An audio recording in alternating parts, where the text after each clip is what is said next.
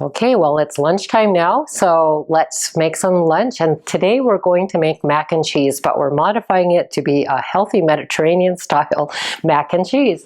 And most of us really like it, especially as it gets cooler. You know, it's real comfort food. And we are from Wisconsin, so of course we have to feature some cheese somewhere. I'm going to be using a product called Banza today. Now you can use regular elbow noodles, but this one has the added benefit of being made from chickpeas. So this is higher in protein, it has a lower carbohydrate ratio. It's delicious, it tastes just like regular macaroni, which was a very happy surprise. And so I'm going to be putting in the 8 ounces of, I'm making a half recipe here, 8 ounces of my noodles. And so actually I did write it for 4, so this is the actual recipe, and then 2 cups of water. So we're just going to throw the water directly into the Instapot. Remember, if you want to make this in the traditional way on the stove, you can. You just boil your noodles, and then once you drain them, you're going to be adding these other ingredients, and we're going to be putting some magical secret ingredient in here too. We're going to be throwing in some cauliflower. So we're putting this cauliflower florets in here, and we would be boiling our noodles with the cauliflower as well. And it will break down so that you won't really know that it's there. We put in a little bit of salt. So we have a half teaspoon of salt that we're going to add, and some mustard. Now, one of the benefits of, and this is about a half a tablespoon of mustard, I'm just going to guess here, it's about 3 squirts. And I'm using a spicy mustard. You can use whatever you like, but the Dijon style is nice. And now we're ready just to really lock the lid, make sure we got everything we're supposed to put in here. You can use frozen cauliflower if you wish. Fresh is always nice if you have it available.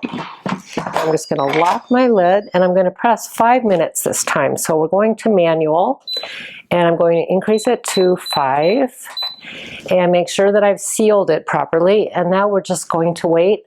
Now you can do anything else that you wish. You can be preparing other things. Go out in the garden, have some fun, read a book, prepare a little side salad, whatever you want to do. If you are serving this as a lunch dish or as a supper, I would have a little side salad with it and possibly a little bit of fruit as well. So it rounds out the meal, and you won't overeat the noodles that way. So we're at LOO2, 2 minutes past when the timer goes off, and we're releasing the steam.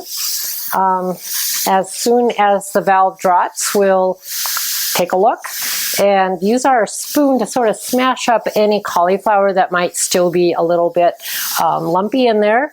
And then we're going to be adding a can of evaporated milk. And that's kind of how we get around, we want the creaminess of it, but we just don't want all the added fat. So we're going to use a can of evaporated milk, and we're cutting our cheese back too slightly. So interestingly, this particular mac and cheese is going to have the same amount of protein either way, but it's going to have half the calories in the same serving and 4 times more fiber, and also half the fat. So this is a healthier version of an old favorite. I'm going to, and we can see that when we wrap into this, oh boy, it looks like the mac got a little bit overcooked. I used a different style mac before. I used a different shape, and it looks like this one really got soft. But we're going to sort of smash up the, so you may want to go for 4 minutes on this one when you do it, if you don't want your macaroni quite so soft. But you can see that the cauliflower is quite soft, so it's going to kind of become invisible here. And now let's just add the evaporated milk, and we're going to stir this all up and keep stirring. This would be a time when you would add your peas, if you're going to add peas or broccoli. And I think I'm going to throw in some peas that come right from the freezer. They don't have to be thawed out. They're going to cook in here. And that's about a cup of peas. This gives us our legumes again, because remember, peas are part of the legume family. So we've got our garbanzo bean pasta and our peas. This is starting to thicken up a little bit. I think I'm going to turn this off and put it onto saute, kind of get it a little bit hotter so that it will thicken. And then we're going to be adding some cheese, and I'm going to turn it off probably when I do the cheese so that it melts and becomes really silky.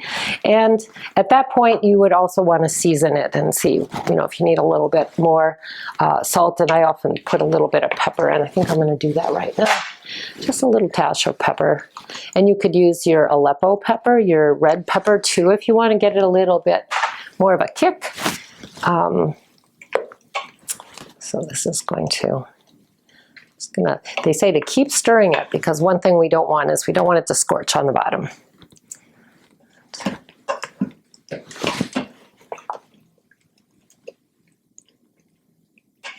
Also, the other thing is that when you do reheat this, you might need to add a little bit more milk or water or something to loosen it up a little, because macaroni does tend to keep absorbing any liquid that it's in at that point. I'm just gonna,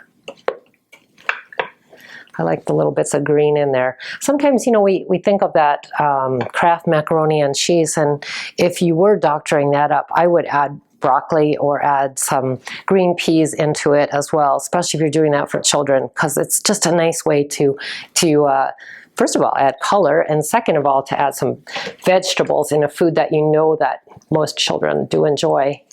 So this is getting hot.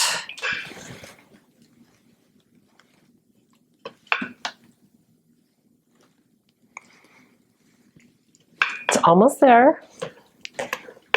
I think we can, I want to just see a little bit of bubbling, and then I'm going to turn it off and we'll just throw in the cheese. And for cheeses, you want to have something sharp. So I'm using a sharp cheddar cheese, and you might want to add something that's kind of a nice Italian blend to sort of go in there as well. So Parmesan works really well, or some kind of an aged Italian blend, as I have here today. And I'm only adding this much cheese to make 4 servings, so it's actually a lot less cheese than is typically added, which is about 2 cups. This is about 1 cup, so I'm just going to put that in, turn this off, and we're just going to allow the cheese to melt.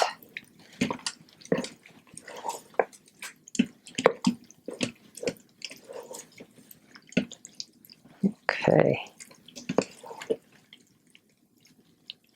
And we will want to taste it, as I mentioned, just to make sure we got it. And by adding the cheese at the end like this, you're also going to have a little bit less of that, I don't know, what would we call it? That grittiness that sometimes comes with adding cheese. It's going to be really soft. Okay, so we've got it. Let's get a little plate. Shoot.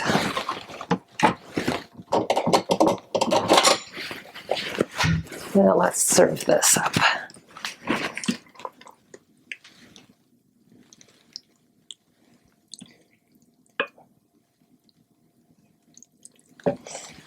There we go. Macaroni and cheese. I'm going to try a little bit. We'll see how it tastes.